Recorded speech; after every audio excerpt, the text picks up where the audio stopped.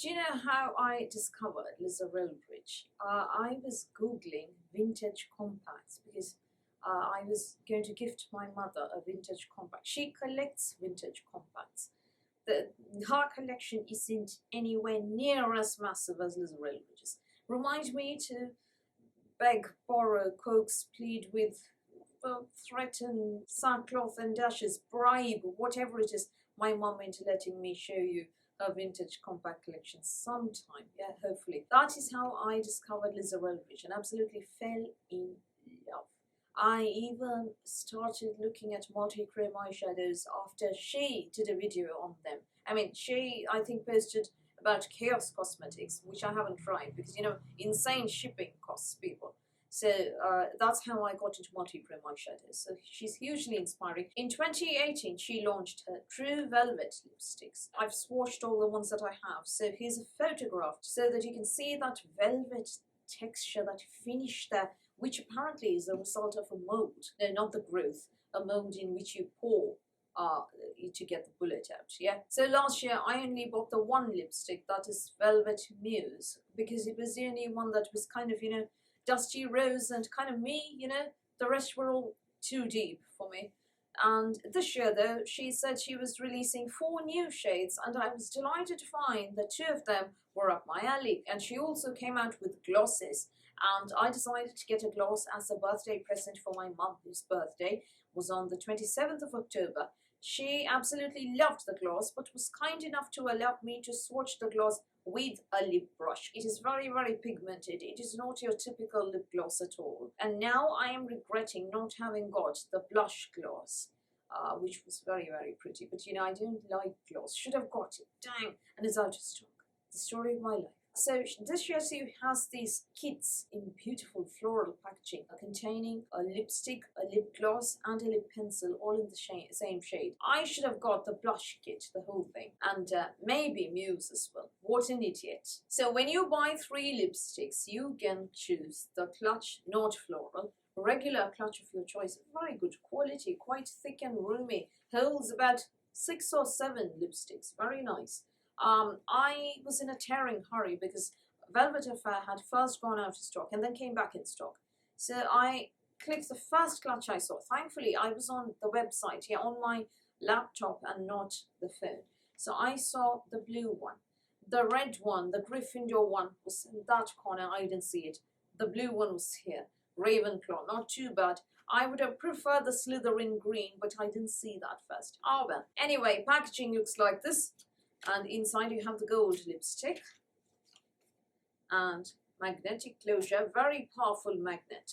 My friend actually did a little clip that she sent me of her moving one bullet with the help of another, kind of, pushing it along with just a magnetic action. Quite a lot of fun, that. And I was quite surprised to find, along with my purchase, a set of these 4 stickers. The finish of the lips on those stickers is actually velvet,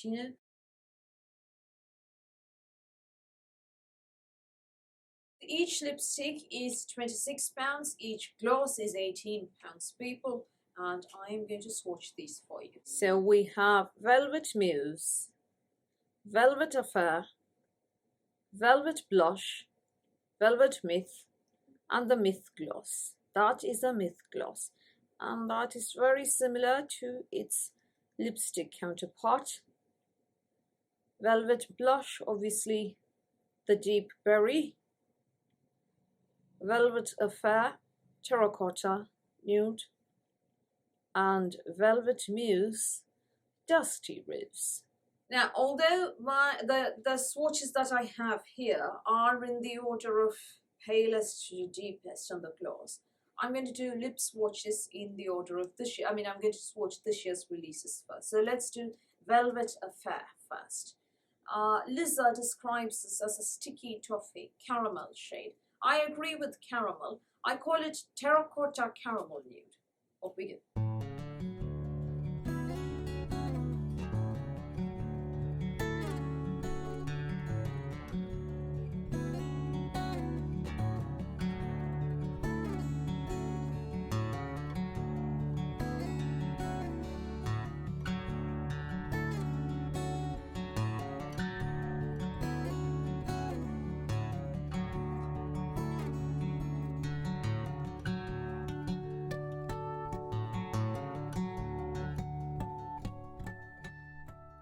So that is what I would call a terracotta neutral with some, I mean, it's not a flat shade.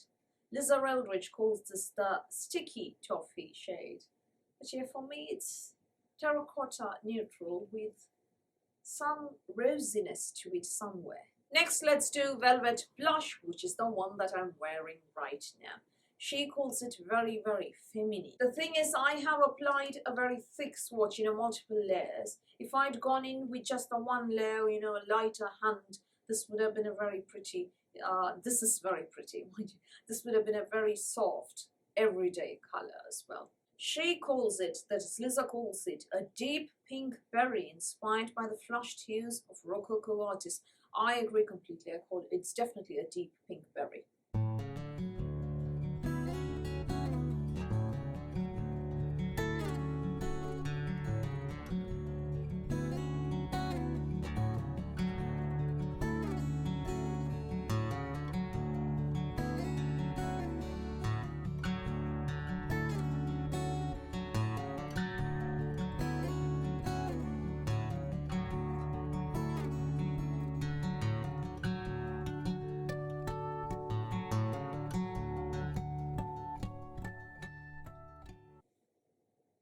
That is definitely a dark berry. It is kind of 2 shades darker than I usually go for. Yeah, 1 or 2 shades definitely darker than I go for, but it is very, very feminine and very, very pretty.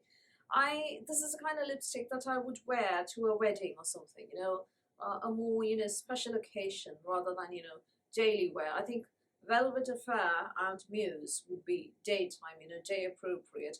This would be my nighttime lipstick, since I'm not comfortable with red lipstick ever. I don't own a single red lipstick, nor am I comfortable with deeper shades. So yeah, this would be the deepest that I am willing to go. Next, let's do the gloss in Myth with a lip brush.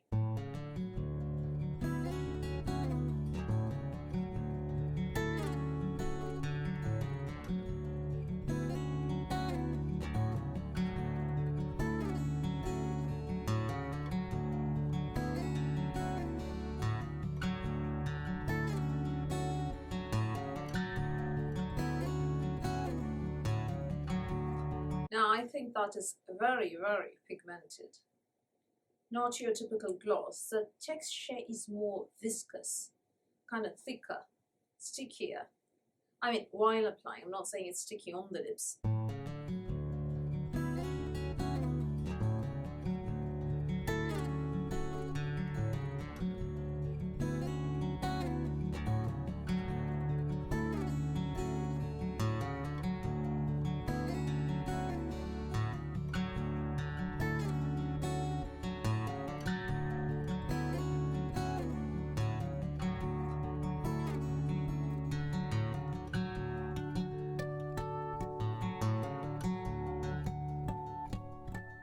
So that happens, and you have so much left over.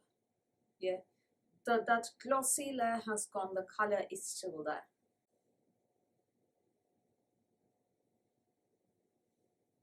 I think it looks perfect right now. The next one is Velvet Myth, which Liza describes as a mulberry shade, and I completely agree. I'm taking enough on my brush so that I don't have to dip the brush in after applying it to my lips.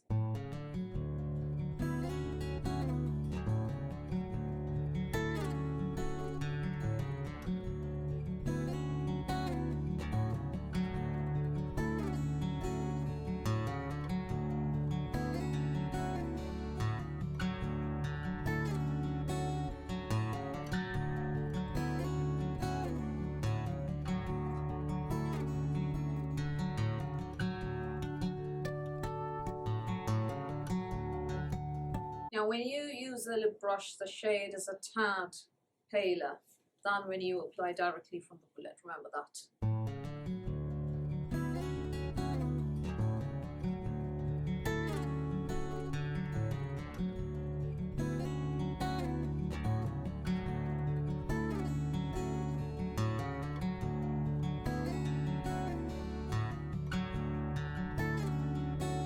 that is definitely, much darker than I would like.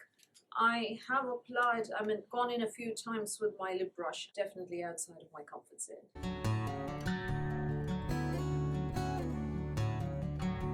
Lastly, we have Velvet Muse, which is what Lisa describes as a smoky rosewood shade. To me, smoky rosewood would be a bit deeper. I feel that this is proper dusty rose. More rose than dust, but yeah, dusty rose. That's it. Everyday color.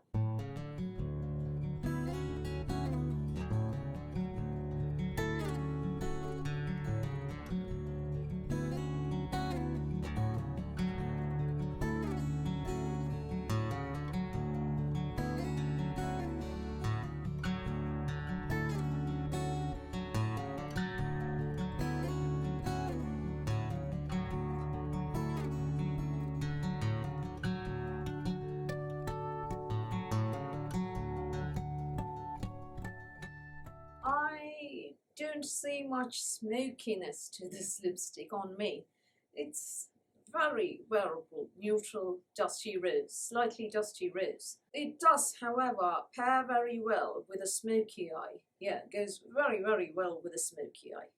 I have been considering Velvet Beauty, but I'm not sure if I can pull it off because Velvet Muse is the palest that I'm willing to go, and Velvet Blush is the deepest that I'm willing to go.